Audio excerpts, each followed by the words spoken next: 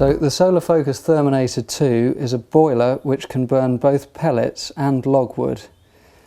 Supplied with the boiler, you will find a pellet slide which is used for the pellets to slide down onto the grate. You'll have a pellet only grate which you should use when burning pellets, and you will have a log only grate which should be used when burning logs. Now the slide has to be removed and a cover put over the insert auger when you go over to logs. But apart from that, that's all there is to do. I'll go through how you change grates shortly. SOLARFOCUS Therminator II comes with a spare pellet grate, and this is what the grates look like when they fail. Now this will be over the use of more than 10 tons of fuel that this happens, and you've always got a spare grate to fall back on. The replacement of grates takes place at the service as well, at the annual service, so it's really nothing to concern yourself with. Thanks to the continual development of the product by SOLARFOCUS, they've now made a system for automatically switching the boiler between logwood fuel and pellet fuel. These three components here are the components that would need to be changed should you wish to convert your boiler over to automatic switchover. You can see that the slide has a cover over the top as opposed to the pellet only slider, and this riddler would be installed inside the machine. You wouldn't actually see this component, you just see the tip poking out next to the grate, and that tip engages in the pellet and log grate like so it's able to vibrate it and riddle the grate to remove any ash and clinker.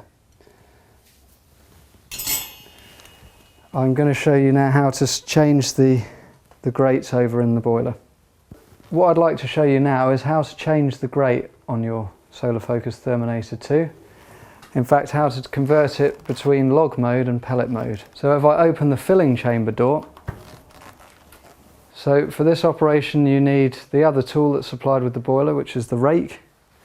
And first of all, we'll use the rake to extract the log grate from the boiler, like so.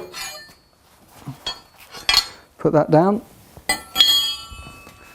At this stage, it's good to give the boiler a clean on the inside.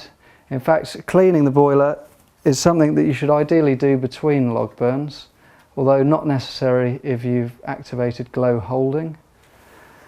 But in order to keep the boiler operating well, it's very important that the primary air channels are kept clean.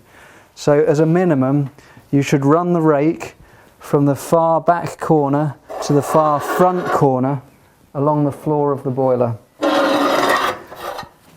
This will ensure that a mound of ash and debris is not building up and allowing the primary air channels, which run along either side of the boiler here and here on the inside, to become blocked.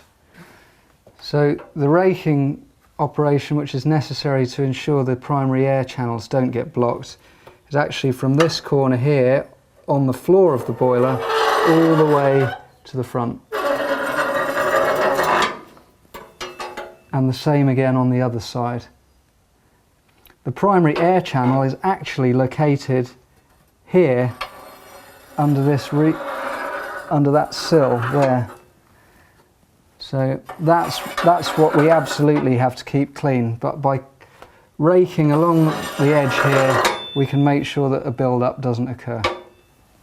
Right, so if you can make sure that the floor of the boiler is clear, then you won't end up with blocked primary air channels, thus ensuring the smooth and efficient operation of the machine.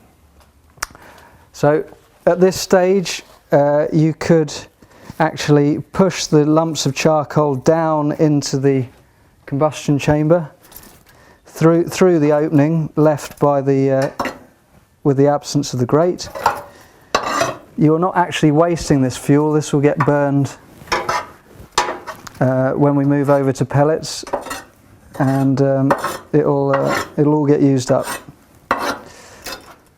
So once the floor of the chamber is clear, then just use the rake again to run around the